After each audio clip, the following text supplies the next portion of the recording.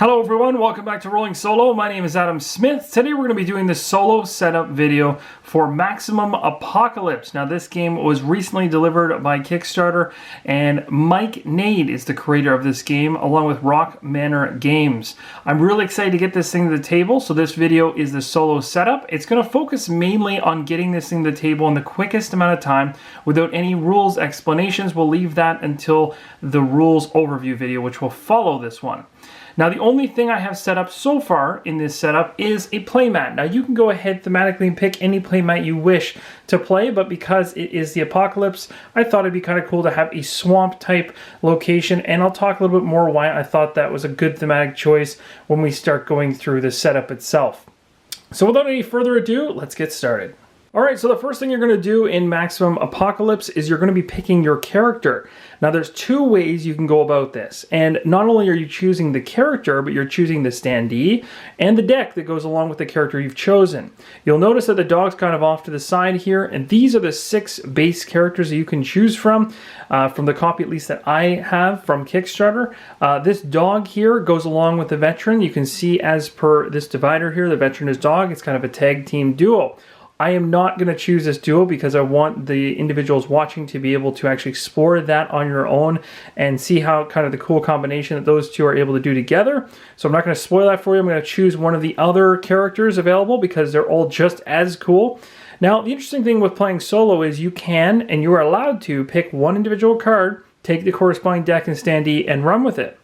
However, there is at the very back of this rule book a variant essentially that allows you to play solo by taking 2 characters under your wing and merging the 2 decks of each character, or the 1 deck of each character I should say, together into 1 deck and then freely using the cards between the 2, which I think allows for just a lot more dynamic gameplay and also will speed up the whole process in general because you're not managing 2 separate decks, it's all in one.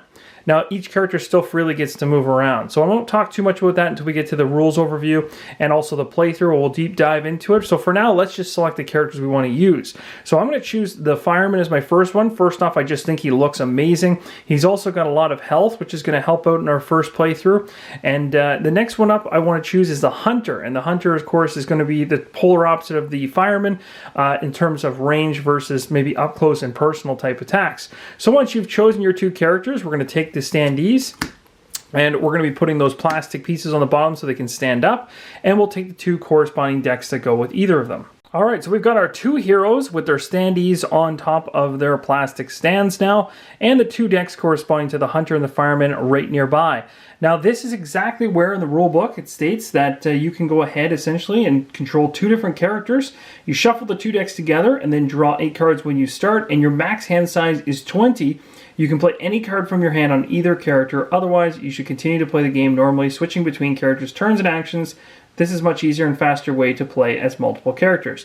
This is the only rules talk I will have during this entire video, only to explain the logic behind why I'm choosing 2 characters and merging their decks. We'll talk more about this in the rules over video and as well during the playthrough, but I wanted to make sure you had an understanding of what I was doing during setup. Alright, so we got the Fireman and the Hunter all shuffled together here, one big pile on the deck, and it's sitting on the playmat in the far bottom left corner. On the other side, on the right-hand side, in the bottom corner, we've got the Hunter and the Fireman cards, as well as their standees situated. The other card you're going to want to have real handy, especially when you're starting out, is the turn reference card. We'll talk about what happens in a turn or a round in the next rules overview video. As well, right here, the ranges explained section, we'll talk more about that. Just make sure you have it handy. It can just sit off the playmat or just out of the way of your area of cards, just as a reference. Alright, now we have that out of the way, let's get some tokens, dice, and some other things set up around this playmat, because these are going to come in really handy during the playthrough. So the first thing is going to be the dice pile. So just get your dice that come in the game. There's going to be 2 large D6s as well as a number of the smaller ones, and you'll be using those for different things like noting hunger and whatnot, and we'll see that more so in the rules overview. So for now, just put those off to the side, keep them within easy reach. Next up, we're going to grab our stun tokens. There's a few of those. These are just going to help us to denote which individuals have been stunned by certain game effects, so we can keep those tokens off to the side. We're also definitely going to need damage tokens. Just grab a large number of damage tokens and put them somewhere within easy reach so that you're able to quickly go ahead and use those. And just so you guys can see them here, they have 1s, 2s, 5s, 10s, 20s. So there's lots of damage to go around there, lots to count. Next up, what you're going to want to do is grab your monster tokens. You're going to be using these for sure. These are going to basically denote where monsters are on the board before they actually become a card and come up in front of you to try to attack you. So again, break those up and just make a couple piles of them. On one side, there's an icon. The other side is blank, which is what you're seeing right now. So essentially, just grab them, move them over, and put them somewhere close by, again, within easy reach. Next up, we can grab things like the bullets. So there's a whole bunch of bullet tokens, and in this Kickstarter edition here, there's actual bullet tokens themselves, which will denote how much ammo you have in your guns. So again, do the same thing. Keep those within easy reach. We'll put a bunch of them up there. They don't have to be stacked neatly or anything. They just have to be there. Next up is the fuel canisters. So there's a bunch of actually really cool fuel canisters. We'll put those off the side. And again, those are going to denote things like fuel for your lighters or whatnot. We'll talk more about that later. This next addition is totally unnecessary and just my own personal preference, but I like to have the dividers that I use inside the box to differentiate the different types of characters I can play. The ones that I actually chose, Hunter and Fireman, I'm just going to leave them up here in the top right hand corner. I don't know, it just gives a thematic feel. I like having them out and helps me get into the game a little bit more, and there's some decent art on them as well, so I thought I'd put them out, but they're completely not required. Now, the one thing that is very much required is this board right here. You're definitely going to be using this, and this is the fuel red, food green, ammo gear blue. Doesn't necessarily apply, and maybe even specific scenarios will use this grid in this particular terminology, but for now I'm just going to use it as blue, green, red. And the actual scenario, as you'll see when we go ahead and pick one, will tell us how to build the decks that land on each of these three different colors.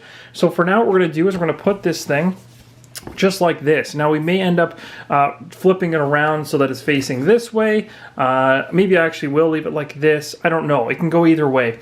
Again, my turn reference was there, so now my turn reference will sit on the side like this, or maybe like this, and I might have to move it again later on, but you definitely want this close by because it's going to hold three different decks of cards. The next decision that you have to make is which apocalypse or what type of apocalypse you'd like to have. Would you like to have a zombie one? Maybe a robot apocalypse? Maybe mutants? Or how about aliens from another world? Well, based on the playmat below and the hands pulling out of the ground of the swamp and the skeletons and everything else coming out of here, I'm thinking we're going to go zombies to fit the thematic feel of this playmat. However, I can tell you right now, I'm really excited to try the mutants, aliens, and robots. And what we're going to do for the tutorials, we're going to go through the zombie scenario, and potentially, if everyone enjoys it enough, we'll play another round and we'll select a different type of apocalypse, maybe something a little bit even more interesting. Zombies is a pretty common theme, so everybody should feel right at home with that one. So we're going to go ahead and choose that. For now, again, because I'm choosing this, you don't have to do this. Again, it's a divider. But I'm just going to put it up in the top left-hand corner of my playmat just to remind me that the ever-growing horde of zombies is coming my way. And as you can see, the art on the card is actually fairly good. All right, and here are the 4 different monster decks that relate to each of the different types of apocalypse that you can particularly choose from. So we got zombies, robots, aliens, and mutants. You'll notice that there is a boss symbol on some of the cards, and so a couple of the cards in each deck from each of the different types will have some boss cards. Make sure to remove those from the deck, because if the scenario doesn't call for a boss to be added in, then the boss shouldn't be part of the monster deck that's built for that particular scenario. Very much so for the very early on quick tutorial that we're going to do, there is no boss added in, so make sure, because we're choosing the zombie cards, that you go through and find the bosses that relate to this. So we're going to, for now, take away the robots, aliens, and mutants because we're not playing with any of them. We're then going to take a look at the zombies, but at the very back of this deck there are 2 cards, and both of them have boss on them. So one is for the zombie queen, very pleasant, and the other for zombie horde. Neither of these cards are going to be used for the introduction tutorial, and you will see why that is when we get to that particular spot. But for now, what you're going to end up doing is you're going to have a whole bunch of zombie cards. Now, you'll know whether you've got the right cards in the first place because there's a very easy emblem in the bottom right-hand corner of all the cards. And in this particular case, you'll see right there, it says Z in the bottom right-hand corner. So if you happen to be playing with the robots, it ends up being an R, and so forth. So you'll never have a problem getting them, even if they get mixed together, getting them all back in order very, very quickly. Just make sure, of course, you have all the Z's in one pile. Shuffle them up, and when they're done being shuffled, you've created your monster deck, essentially. And from this point, you can now place your monster deck wherever you want to. So in my particular case, I'm going to put the monster deck right here for now. Next step is to decide on the mission that you actually want to go on. So there's a number of them, and in this particular video, we're going to be setting up for the tutorial, but as you can see, they're numbered 0 down to 1, and then all the way down, at least in this particular version, to 12 different ones. So let's just talk about the first one for now, and of course there's going to be some more interesting mechanics that are going to occur in these other scenarios, but we're going to be playing through the tutorial so we get an understanding basically between all of us as to how the game actually works. But you'll also notice right there, from difficulty point of view, this tutorial is considered extremely easy. So we're going to go into that knowing that this game shouldn't be hard on us, and so if it appears to be too easy, it's on purpose because it's trying to get you used to the game mechanics. So the difficulty is stated there. If there is an emblem whatsoever that has any type of fuel icon here showing a number, it means that this scenario must be won by having that number of fuel. And you can see in the objective area here, it says find 4 fuel cans and make your way to the van and all that kind of stuff. We'll talk about this more so in the rules overview as well as in the playthrough as to what our objective and setup is. One of the biggest things we have to worry about in terms of setup, though, is the bottom portion of the card says all players start on the shopping mall tile. It starts flipped up and revealed. So that's one thing that we have to focus on during this video, is to make sure we get the shopping mall tile out when we start building that particular pile. Alright, next on the mission card for the tutorial, we're going to flip this card over, take a look at the back side, because there's some instructions here that are going to tell us how to set this particular game up. Now the first section here of the card shows us how to actually set the map tiles up, what tiles to grab. We're going to cover this in a few seconds. The first thing we're going to do, though, is set up the scavenge decks. There is no particular order to this. You can do one before the other. I'm going to go ahead and do the scavenge decks first. The scavenge decks actually specify a different color for each deck. So red, green, and blue, and these coordinate to this particular pile right here, or these 3 piles right here. So when you're building these particular decks, you're going to have a large number of cards inside of your box when you first look at it, and they're all going to be broken up into different sections. So for instance, if I grab this stack, you'll see up in the top right hand corner there's a green emblem. This particular card has a magnifying glass. All the scavenge decks have magnifying glasses on the back side, so you'll know it is part of a scavenge item, essentially. But you'll know which grouping it belongs to based on its color identity in the top right-hand corner. So when you're actually going ahead and building the red deck, you're going to end up taking 2 green food cards, 4 red fuel cards, 2 red medical cards, 1 blue ammo card, 1 blue binocular, and then some generic or gray.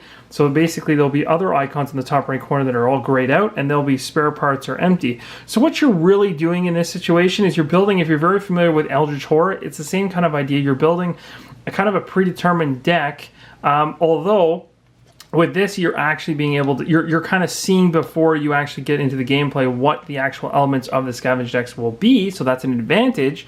The downside is they're still randomized and shuffled, so you don't know when you're going to get what those things are. So you can still see that there's binoculars and a handgun, but you don't know when you're going to find it, but you know it's there. So again, you've got green, you've got blue, and of course you got ones that are red, and then if you go even further, you've got grays. So what I'm going to do right now is I'm actually going to go ahead and pull the cards for each of these 3 individual decks, and I'm going to flip them face up here in front of us, and I'll show you without going through every single card that I've got them all where there should be, and then we're going to close them up and put them onto the tile where they're supposed to be. One other thing to keep in mind when you're building the scavenge decks that's really important, and something that I really want to make note of in this video, is when you're going ahead and you're building, say for instance, the blue deck, it says you take 2 food. Well, it's very easy to grab your giant deck of cards for the scavenge deck, look for the green food cards and go, okay, I'll just grab 2 for food. And of course, continue on through, putting all these cards on top, shuffling them up and going forward. What I really want to make mention of is the fact that food, there is a number of different foods inside of the deck. So you'll notice here, there's a whole bunch of food you can choose from, but they're not all the same. So some of them are food and reducing hunger by 2, and there's a 2 up in the top right corner. Some of them are food 3, there's a reduced hunger by 3, so they're not all equal. And the reason why that's important is because how you should be actually bringing those into your deck deck is taking all of the food, turning them over, shuffling through them, grabbing 2 at random without looking, and putting them aside to build your deck. Now, there's going to be certain items you're going to go through, like fuel, for instance. A fuel jug is a fuel jug. There is no difference, and you'll see that when you're going through the game components, that there's no different abilities on a fuel jug. You just add it in. Ammo, though, is another one that can change because every ammunition card can actually give you more bullets. So this one's 4, this one's 4, this one's a fully reloaded weapon, depending on the weapon. So that's amazing. And then there's some that are different. There's actually, I think there's some in there that are 2 and 3. I don't have them all right here right now. But essentially, you want to make sure the same thing applies. You want to flip over the giant pile of ammunition cards and pull the number that it actually asked for without looking. So that's kind of key. When it talks about binoculars, handguns, walkies, things that are actual items, those things you know are going to the deck and their abilities don't change and there's no variation between them, so you can just simply put them in the deck. But just remember for things like food and ammunition that it actually does matter which ones you put in, so it's better to do it at random and without looking for a better game experience. As an example, let's take a look at me building one of the scavenge decks. In this case, it's going to be the red one. So as you can see here, it says 2 food. So I need to put 2 food in this red deck. So what I've done is I've made sure that I don't know what those 2 food are. There is multiple food cards, as I already explained, so I just simply flipped them over and chose 2 at random and put them face down. Because they're varying in terms of their abilities, I don't want to know how good or bad they are. In terms of the fuel here, we already know the fuel canisters are just fuel canisters and they all have the exact same ability, so we can see them face up, no problem. We need 4 of them and we've got them. Next up is the medical supplies, again generic in terms of what they do, so we can see them, no big deal. Ammo, though, as we talked about, is something that's unique, so I kept that flipped down while building the deck, so I actually don't know what the value of that ammo will be and how that's going to help me. Next up is the binoculars. Again, a unique item with a particular ability, but again, doesn't change based on the number of binoculars cards in the game, so putting it face up is fine, spare parts, and then empty-handed. All this stuff now is here for the red deck, and you simply just merge it all together, shuffle it up, and we're going to go ahead and place it right here. And just like that, we've got all the scavenge decks all set up. So the blue one, green one, and red one. Perfect. So moving on, we'll take a look at the top half of this particular card in a little bit more detail. So you'll see here that this particular tutorial quest, as you can see from the front that we talked about earlier, has us building this type of a layout for the map. So we're going to have a mall start location. So first off, it's very simple. It's going to show the map tiles that are involved. It's going to show the number of them. So you're going to go through all of your map tiles and find those particular maps. You're going to obviously keep the van and the mall face up as it shows on the card. The van will be on the far, far right as an exit. And the mall will be a start, just as it said right in the setup section at the very bottom of this card. All the rest of the ones that are part of this area right here, minus the mall, of course, and that's about it. Everything else will be shuffled up and laid out in this configuration randomly and without knowing. So let's go ahead and get that done right now. So all the map tiles have now been pulled out as specified right on the back of this particular tutorial mission. So everything, of course, the mall's already out. It's right on top here. So this is the very first one we'll be starting on as per the setup. And it has a free scavenge on reveal. So it's going to start reveal, which means we'll get a free scavenge right off the top, which is nice. So this is going to end up going over here. And we're going to have to probably move this around as we build it up. But you can see here from this particular pattern, it'll be in the top left. So let's just kind of adjust it up a little bit higher, as likely be a little further up. Then what we're going to do is we're going to go ahead next and grab the van. Now the van is like this, and this is also going to be revealed. And you can see there's these little monster heads on them. We'll talk more about that in the rules overview in terms of what they do. But he'll end up being somewhere over here, just a little bit lower than where the shopping mall currently is. Then next up we have all the other tiles that need to come into play. And there's a whole number of them. So you're going to take your tile stack essentially and you shuffled it so that you don't know where anything is. And I'll do that now so that you guys can see that I haven't preset anything. And then you're going to go ahead and lay it out as it specifies right on this setup card. So we're going to go ahead and we're going to put one here, then here, here, here. This actually works out pretty good. So it's 4 across, then it starts going down. And you can build this pattern out however you want. The rules specify you can go back and forth with other players, but if you're playing solo, you can do whatever you want in terms of the order of placing these particular tiles out. As long as they're random and you don't know what they are, that's all that truly matters. So you just go like this, and you go there, And I think we have one more that sits right here, and I think that's it. That should be essentially the layout. So that's basically the layout as it stands, and we are going to start in the shopping mall. So of course, we can then take our player standees and actually drop them in there, because this is where we're going to be starting our adventure, is in the shopping mall. And then, of course, all the other tiles that you didn't use, you aren't going to be using whatsoever in this scenario, so they can be removed at this point. All right, so after the map is built, the next thing to do is to start drawing cards for your players. Now, if I was playing 2 individual characters but playing them with their separate decks, then I'd be drawing 4 cards each per player. So 4 for the hunter and then 4 for the fireman. But because I'm using the special solo variant or solo adaptation at the back of the rulebook, which states I can merge the decks together, then I actually get to pull 8 cards total, which I get to put in one hand, and I can have a maximum of 20 cards instead of the 10. So let's go ahead now and grab those 8 cards. So we're going to go ahead and pull off the top here. We got a flare is one of the starting cards we're going to have here in our setup. So we'll go ahead and put that right there. Actually, maybe we'll put it down low. Next up, we're going to pull a resourceful card. Okay, so we're going to be talking a lot about these as we go along. A first aid kit. That's going to be useful. A survival instincts card. Okay, so we got 4 cards in. We're going on our 5th. Another first aid kit. That's good. It's always good to have those handy. Ooh, a headshot from long range. Nice. So that's going to be helpful for our hunter. And this is going to be the 7th card. Where's my axe? Very cool. We'll put that up top. And then finally, machete. Perfect. We got one decent weapon there. All right, so there's going to be our cards. I'm going to move a couple of these up to the top row. We'll have 4 up top, 4 below. That's pretty awesome.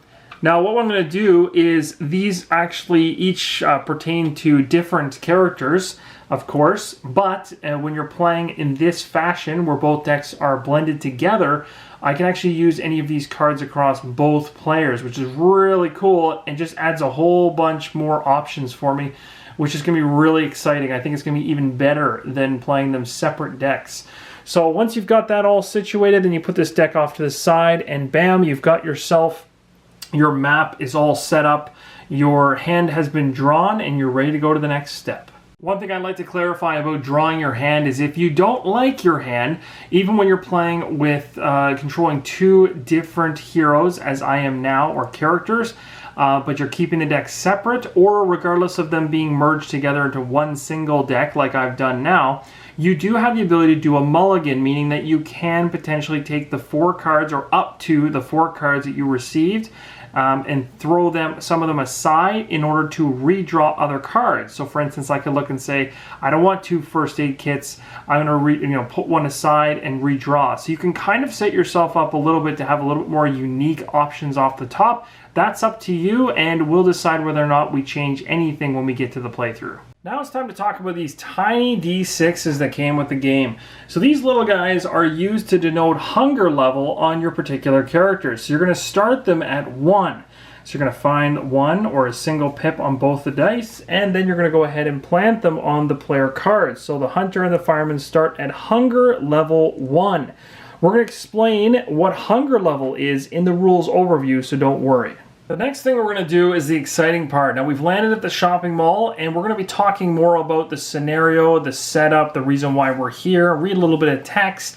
We're going to do that during the playthrough, but during the setup here, we're supposed to actually draw monsters at the very beginning for each character, because essentially our van, which is over here, is considered to be noisy in general. So basically the fact it's even there, or the fact we're at the shopping mall in general, has already created a stir, and the setup says that we're supposed to pull a monster per character. So what I'm going to do to be able to ensure that we understand which monster goes for which character is I'm going to end up having the hunter sit over here, and I'm going to end up having the fireman kind of sit off to the right. So we're basically going to be able to put monsters in front of either character because they may or may not be on the same location. So we're going to go ahead and pull an enemy for the hunter first. I don't know what's coming. So we got one zombie walker that the hunter's going to have to deal with. when we start the game, and the fireman's gonna have to deal with another zombie walker. So just a couple zombie walkers lurking around the shopping mall in our current location, and that's gonna wrap up that particular step of the setup. Alright guys, that's going to wrap up the setup video for Maximum Apocalypse. I hope you're just as excited as I am to get into this one. This is going to be really fun. We're going to jump into this mall and we're going to do some serious damage. Now, we're going to talk a little bit more, like I said, about the story elements. We're going to read a little bit of that when we get to the playthrough, but the next video coming up is going to be the rules overview, and this is really going to help tie in some of the game mechanics from this setup, as well as some things to expect or things we should understand before moving into the playthrough. So this is going to help you with understanding how monsters are shown on the board, how they attack, how we attack, how the turn orders go, what is our ultimate goal, how do we win, how do we lose. All that will be covered in the rules overview. I hope you guys are just as excited as I am to get into this one. It's going to be an interesting playthrough and I cannot wait. So I hope you'll join me. If you like what you've seen in this solo setup and you want to see more of Maximum Apocalypse, give me a thumbs up down below. Let me know in the comments below what you're most excited about, and I will see you in the rules overview. As always, everyone, thanks again for your feedback, and as always, keep on rolling solo.